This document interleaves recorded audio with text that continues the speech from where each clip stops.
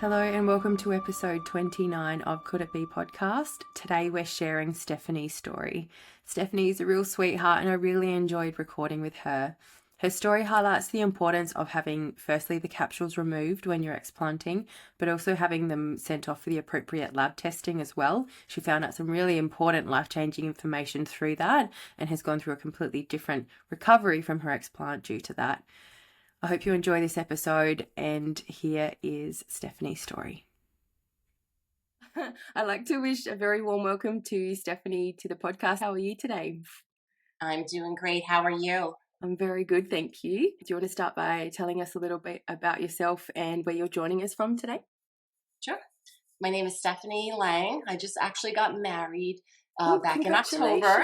Thank you. I'm from Long Island, New York, and I'm excited to be on this podcast with you. Beautiful. Tell us about your initial reason for getting breast implants.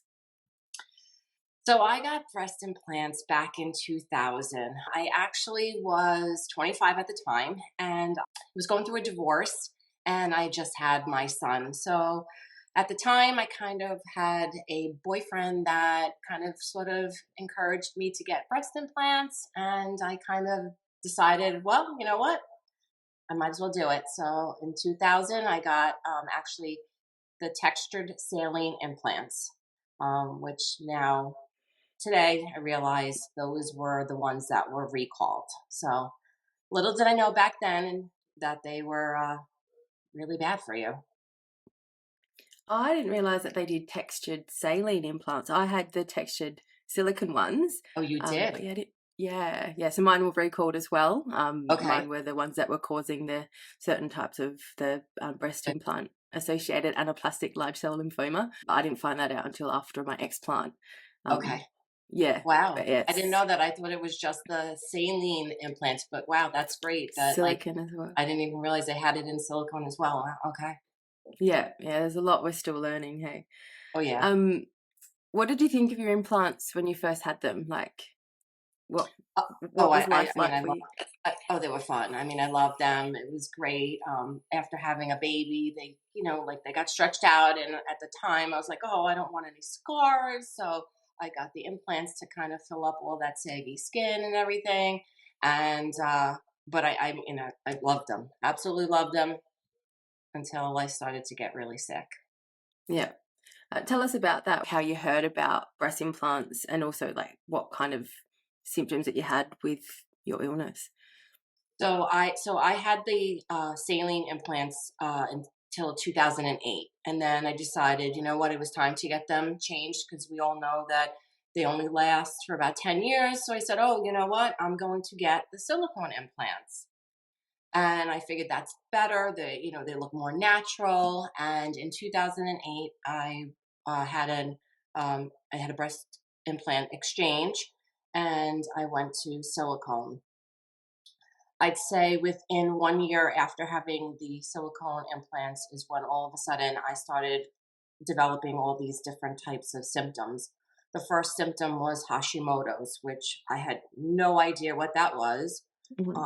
But I started to have all these thyroid issues, and I was extremely cold all the time. I was losing my hair. I gained some weight. I started getting all these symptoms and I had no idea what was causing them. And I said, you know what, something just isn't right. So I started to go on the computer. I Googled different things and I found this breast implant illness. And I'm like, wow, this is really crazy because all of these symptoms are what I'm going through.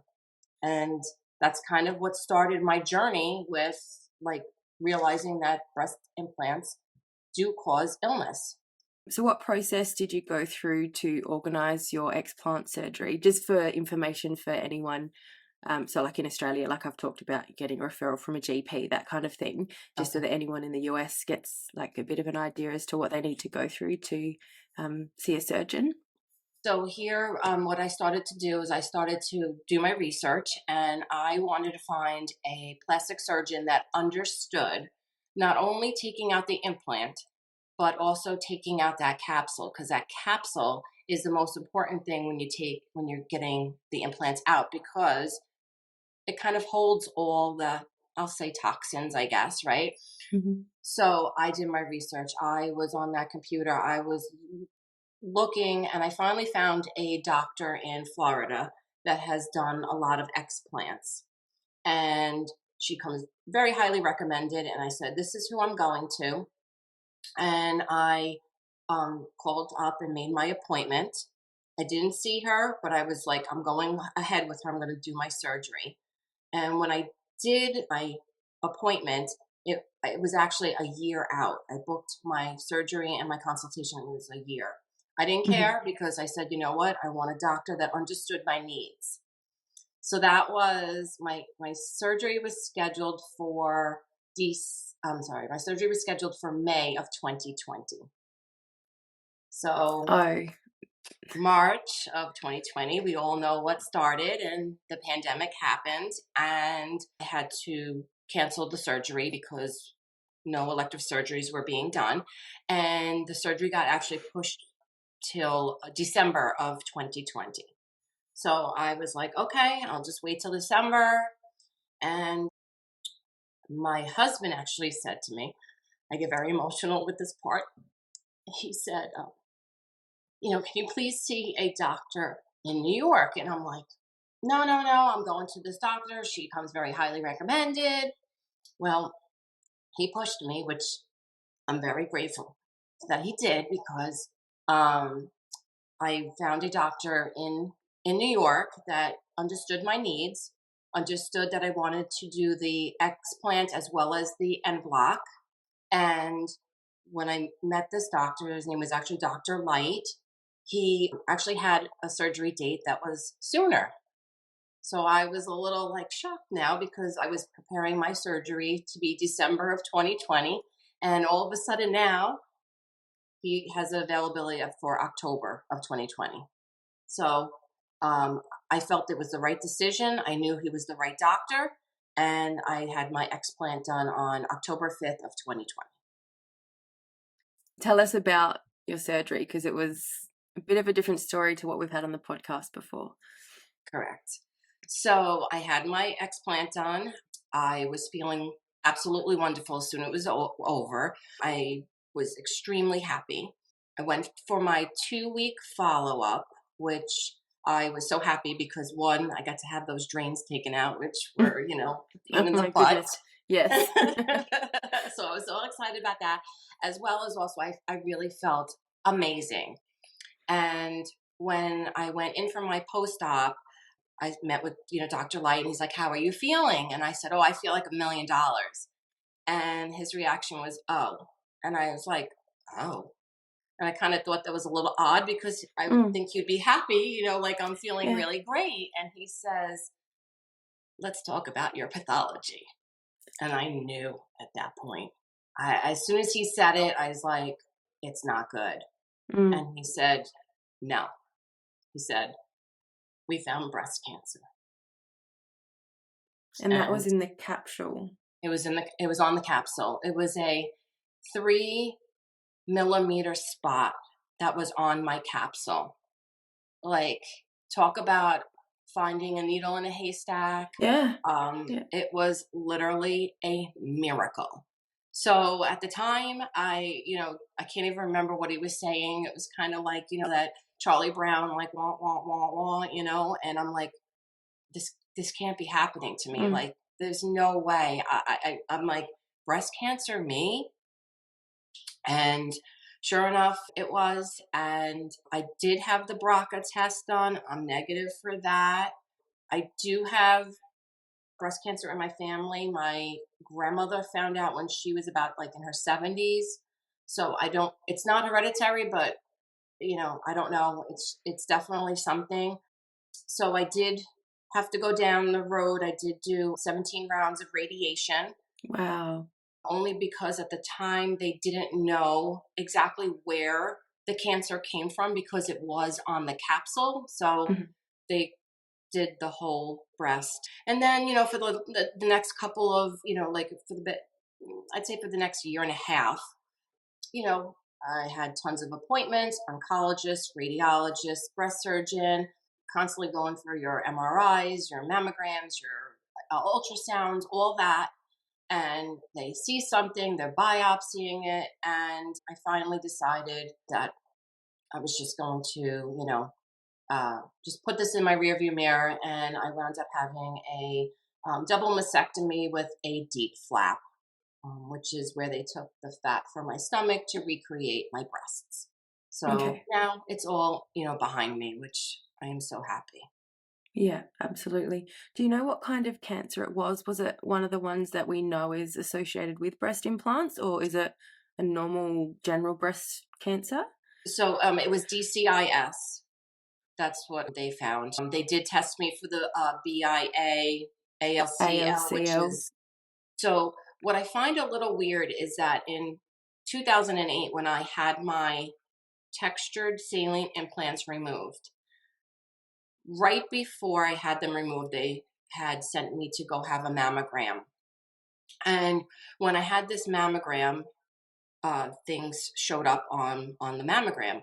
So I had to go through all these tests. I was actually sent to a breast surgeon because they couldn't figure out what these spots were that were on my breast. Mm, So when I went in for my surgery in 2008 to go from saline to silicone, I wasn't even sure if I was going to even have those implants put back in because they weren't sure if I had breast cancer back then. So I do have my pathology report from then, which is very strange because I did have fluid, but back in 2008, they didn't know about this BIA ALCL. So I yeah, bet you 100% I had it. And it just obviously, they just didn't know about it then. So yeah, yeah. Because that's one of the symptoms, like having fluid. yeah, I don't know yeah. whereabouts it, like the fluid net generally sits, but I know that is, yeah, something It's that's in there. definitely around it or something like that, and I definitely had it, and it's Mhm. just crazy to see that pathology, but at the time, they didn't know what it was, and Yeah, obviously, in 2020, when I had the silicone removed, I don't have the saline implants anymore, so there's no way of testing it, so just yeah. very crazy. Yeah, definitely. In 2008, when they swapped out the implants, did you have the whole capsule removed then? No, no, Oh, okay. yeah. So there was Yeah, they still just some capsule left in there. correct. Yeah, Oh, yeah, yep, okay. because they just did an exchange, so they took out the saline and put the silicone in. They used the same pocket. Wow. I haven't thought about that before, like, and how that would work, but I haven't also heard of that. So there you go. So you never know what sort of been sitting there that whole time, especially when they Mhm. weren't aware of, yeah, what was happening with those Yeah. particular implants. Do you want to sort of walk us through the surgery to like the mastectomy surgery, just for anyone that might be listening that may be going through this kind of thing? Yeah. With my cancer, I was able to have what was called a skin sparing and nipple sparing mastectomy. So basically, my actual breast is what my breasts look like before. It's just the insides are the fat from my stomach. So in essence, my surgery was almost three surgeries in one because I had the double mastectomy.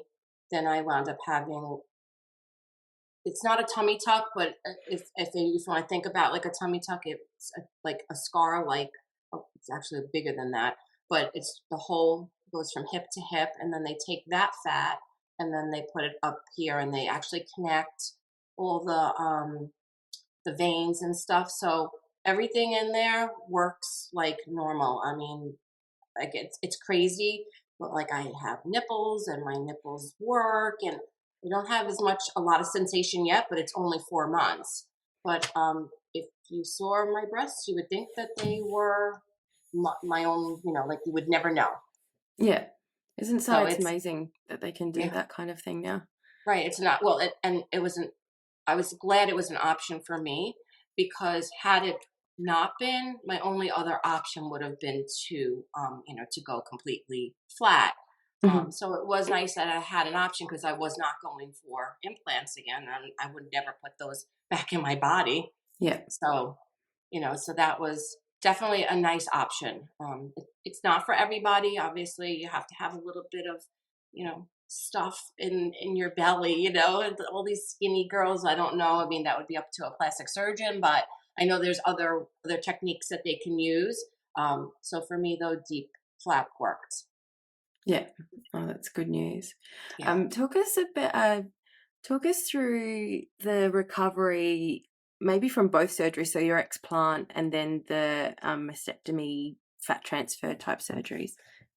So with the explant, it was definitely for me, it was definitely an easier surgery.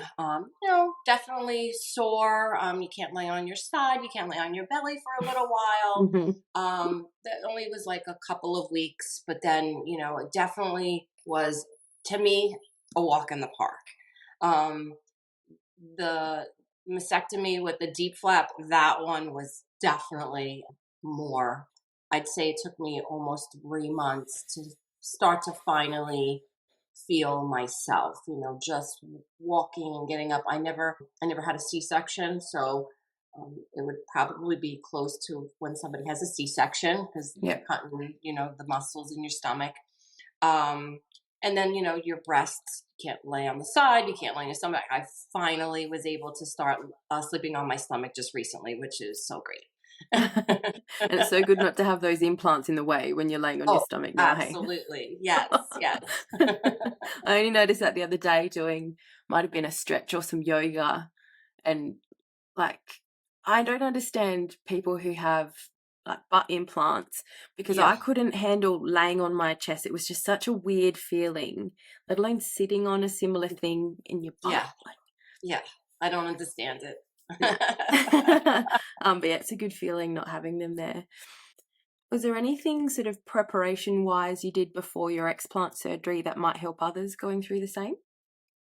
I definitely made sure like I had all my like I did a wedge pillow, or I made sure I had the pajamas. I loved my button down pajamas because when you have all those drains and everything, you don't know where to put them, and that was definitely a great thing. And I had all my a little like my supplies, if you want to say, whether it was tissues and the water and some cough drops or something. I had everything on the side of like my nightstand, and I made sure I had all my movies or books and stuff like music on my phone, because you know what, you're just going to go relax for a couple of days and just rest, because rest is going to make you heal better. Absolutely. So when it comes to, like, it must have been difficult to kind of track how your breast implant illness symptoms went, because then you suddenly went into radiation therapy, having another surgery. But how would you say your breast implant illness symptoms are now? And I'm specifically interested in the Hashimoto's, how that's going.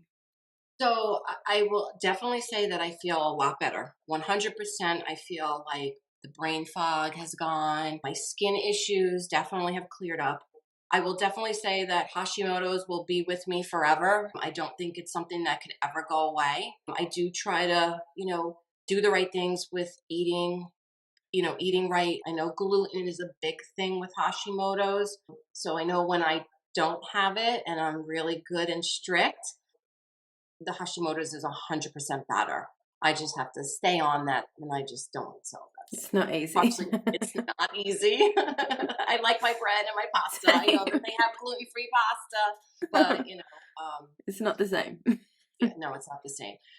But I do know that I in my heart of hearts, I know that the breast implants 100%, I feel, gave me my Hashimoto's. It's a little too coincidental that you hear so many women that have breast implants have the Hashimoto's. It's too much of a coincidence, in my opinion. Absolutely. Yeah, yeah. And that's something that I'm sort of going through with a naturopath at the moment. Some of my thyroid antibodies came back in a blood test that I'm heading towards Hashimoto's. And Okay. when you look at the classic symptoms list, I definitely had that a lot worse while I had my implants. It's Yeah. improved now. Like, I don't have as much cold sensitivity, but I can still, like, when I run the cold tap here in winter, my hands hurt. Like, Yeah. That's the Oh, yeah. sensitivity that I enjoy with it, and some of the joint pain, and they like Mhm. the symptoms cross over with breast implant illness as well, which is very interesting. But Yeah. I'm sort of lucky that I've caught it before it's in full swing, I guess, so I can try and Yeah, work with you a can naturopath. monitor it. Yeah, Yeah, yeah. yeah. I had, I guess if you think about mine, I've had Hashimoto's now for 15 years, and I've had breast implants for 20. So it's And just because you would have been about 30 then when you were diagnosed with the Hashimoto's? Yeah, so you're so about 34. I yeah, feel about like that's 34. Yeah. young. I feel like that's young because anything I've looked up sort of says between 40 and 50. Like Yeah. Hashimoto's is common in women in that age, but it's like, how many of them had breast implants? Like, Yeah. Yeah. It makes you wonder. absolutely. If there was one piece of advice that you could give to your younger self now, what would it be? I would absolutely not do breast implants. I would just deal with it, have a breast lift, if, just don't put those toxic things in your body. I 100% regret it.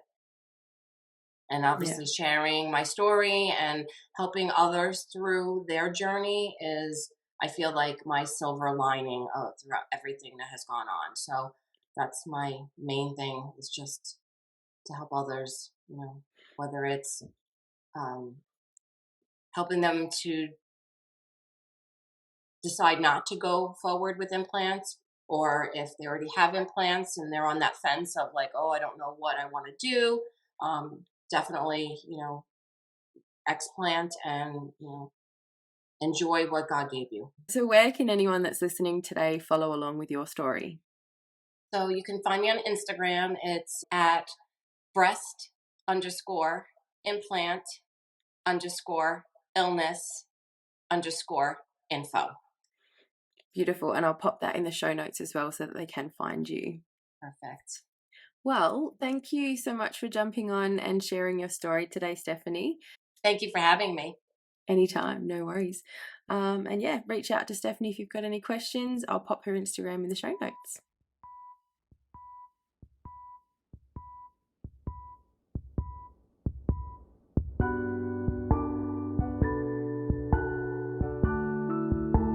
This podcast shares my own experience and research. I'm not a medical or health professional. You can find me on Instagram at CouldItBeII podcast. Thank you to my incredibly talented partner Jacob Tengdale for the intro and outro music.